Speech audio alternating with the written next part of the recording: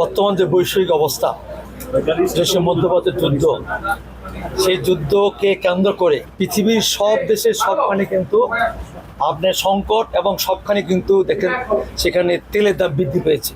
এখন পর্যন্ত কিন্তু আমাদের বিশেষ করে তারেক রহমান সরকার সেখানে এখন তেলের দাম বৃদ্ধি করে নাই। এবং আমরা গতকালকে আমাদের মাননীয় মন্ত্রী বলছে আমাদের তেল নিয়ে কোনো সমস্যা নাই। আমরা বিগত দিনে যেভাবে আমরা তেল বিভিন্ন জেলায় বিভিন্ন পাম্পে বরাদ্দ দিচ্ছি বলতে তার চেয়ে বেশি দিয়েছি, সেই পরিসংখ্যানটা কিন্তু তুলে ধরেছেন। তবে একটা জিনিস মাথায় রাখবেন, বিশেষ করে এই সময়টা তো আসলে আমাদের খুব গরম সময়, তবে অনেকেই অসাধু ব্যবসায়ী এবং তারা বিভিন্নভাবে একটা মব সৃষ্টি করতে চায়, সংকট তৈরি করতে চায়। ইনশাল্লাহ আমরা কৃষকদের যে কোনো বিষয়ে, বিশেষ করে এই অঞ্চলে যেমন পাট, আমাদের উচ্চমাত্রার ইরিগেশন, এগুলো মাথায় রেখেই আমাদের কৃষক যেন ডিজেলের ক্ষেত্রে কোনো ধরনের সমস্যা না পড়ে, এটা নিরবিচ্ছিন্নভাবে তারা ডিজেল পায়, তারা যারা বিদ্যুৎ পায়, তার জন্য তৎপর আছি। এবং ইনশাল্লাহ এই বিষয়ে আমাদের কৃষকদের বা পাট চাষিদের কোনো সমস্যা হবে না।